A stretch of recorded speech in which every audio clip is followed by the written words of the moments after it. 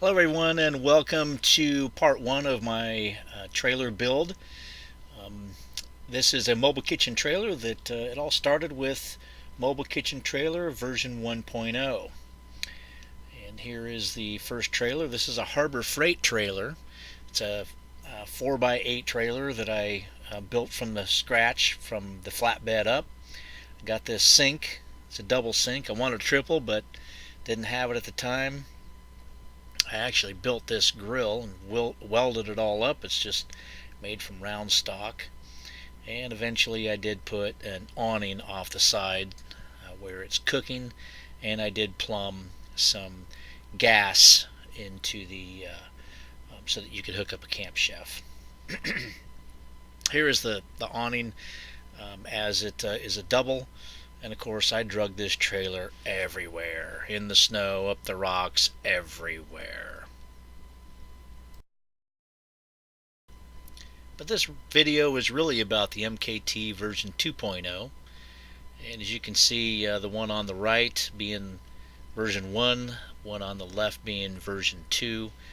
And this is about that rebuild of that trailer that you see on the left. There's something to be said about a trailer that is in a farmer's field for 14 years and blackberry vines have grown up all over the top of it. I mean, it only had 2 tires on it. Both of them were flat. I had to drag it out of all the blackberries. Finally drug it home. It was a disaster. It had wrecked with 8 head of cattle in it, flipped several times. All the cows got ejected out the ceiling. Broke rim racked the entire frame, and everything was bent. Well, I got it up on jacks. Everything, the axles at least looked good, but then again, I started looking real close at them. The axles weren't all that great. It was actually had bent because it had flipped over and actually landed on the tires and bent the axle over. So I had to scrap those too. And while I was scrapping them, I also replaced the leaf springs, which I had gotten out of a 1-ton military trailer. And so new leaf springs, new axles. So at least I had the undercarriage covered, and put a new tongue. And then it started to kind of look like a trailer, but it still didn't have a floor, it still didn't have a roof, and it was still rim racked pretty hard. So I began to weld up a new top. I bought this tube roller and rolled it out to with the shape of the front. Figured how high I wanted to make it, and then just started building it. Because things were kind of rim racked, I had to hold it into place really hard while I welded it on. And actually it turned out a whole lot better. Of course, the fronts were very badly damaged, so I ended up just cutting pieces out because I figured, I think I want to have a door here to have access. So I cut those doors out, ran them over with my truck on asphalt, and took the dents out of them pretty good. But I still had a lot of frame fixing to do, so I have a come along and a 20-ton jack, and I would put a beam in place, strap the beam there, jack against the frame, and just bend it a little bit further than straight. And when it came back to neutral, it actually wasn't too bad. But that took me months to get that entire frame back in order. You can see it's still strapped down here because I was then building the roof again. So I strapped everything down and just built the roof extremely skookum, and that pretty much held everything into place. I mean, I that's 1.5-inch box steel. I welded the bejesus out of it, and got everything straight.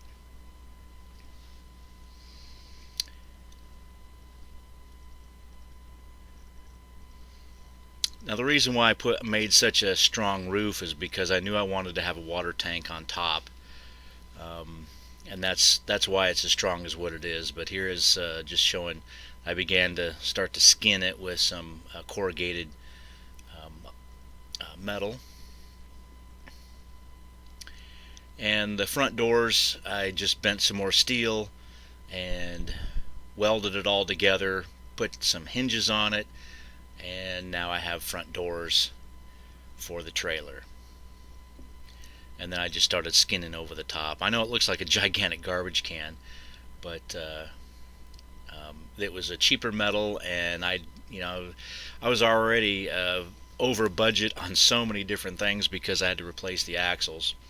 But at least I started to get it to where it was a rolling frame, and then I took it down to my brother Bob Anderson, or Bad Bad Bob. He's got a sawmill, and we started burning the planks that he sawed, and we oiled both sides with motor oil.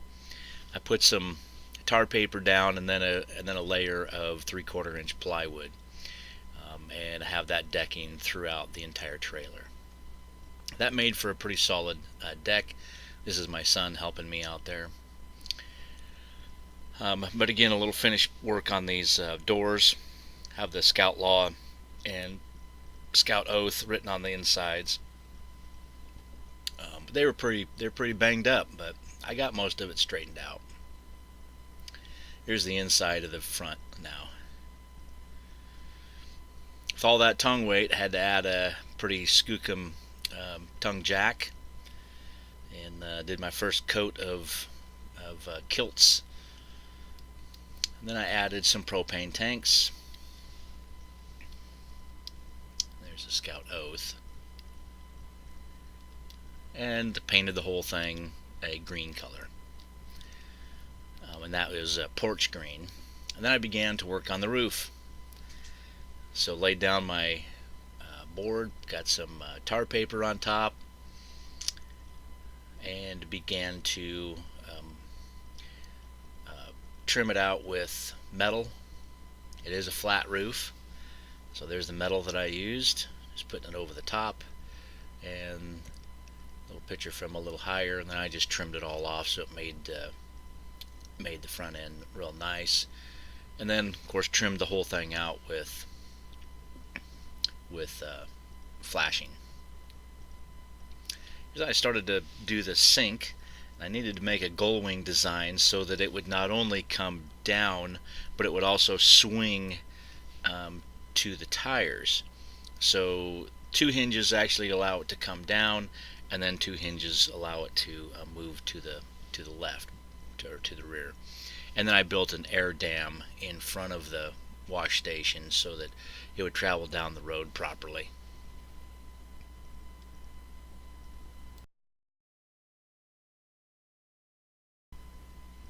The rear door was pretty bad shape. It was racked. It had the rollers were smashed, so I had to pull those off, re-weld them, and it was pretty badly rusted. So I had to kind of fix that whole thing, got it all painted back up, and the hinges were a disaster. So I fixed all that, got it back to working order again.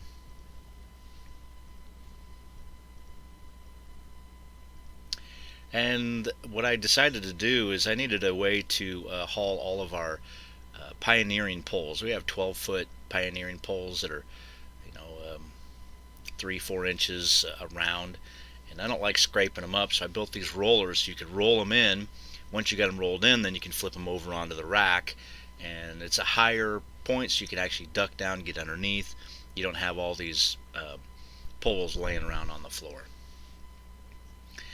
The whole idea behind the rockets is I needed to put the awnings in something, and the best way to transport an awning, it's basically a 10-foot pole that has 2 tarps screwed to it, is in a tube.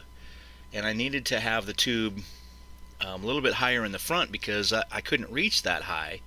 So in order to make it easier, push them in, just made those tubes, and works really good. And of course I mentioned the tank on top. I wanted a 25-gallon, but the 45-gallon was actually cheaper, so I got a 45-gallon tank, and built an air dam so that the tank can ride in there, and plumbed all the hoses in. There's a bleeder valve on top so that it doesn't allow the tank to pull a vacuum, and I do have the hose that come down off the washing side so that you can do dishes. And of course, this is how you would fill the tank with this mechanism. Either fill it with a garden hose or fill it with a pump. Well, the tubes look so much like rockets, I decided to go ahead and put the nose cones on them. And I just got some stars that are vinyl stars off of eBay. So now they look like real awesome rockets. Well, the electrical system, I have started off with battery power, and I put rows of LED lights inside. They're super bright. It really makes a big difference. I have the front and the back that you can light up separately.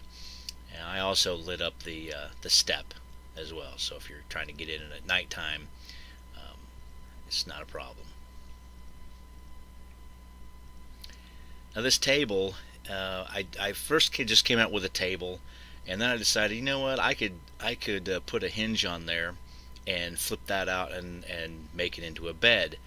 Well, the hinge, I just used top rail, and these little supports here on the side, I cantilever those in so that they come out and actually support the bed, and that's where I tend to sleep. Well, I needed a place to put utensils, so I built this cabinet, and with the help of my brother Bob, we built some drawers and also the doors that go over the top. You see those drawers are pretty long, but really sturdy, and they hold all kinds of utensils and cooking stuff, and you name it, it's there. But just to finish out the doors, put some nice handles on them,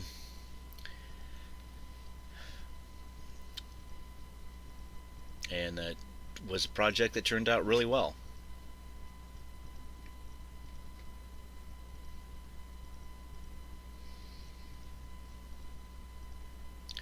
I just have more additions that I just added, and here's the propane stems. I got 4 of them on one side. Added some more LED lights on the trailer. Put in a farm jack, fire extinguisher, and some other things.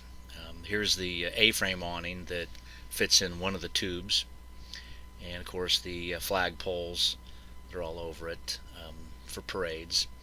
And we wanted everybody to know that this was a Scout trailer, so have the BSA logo.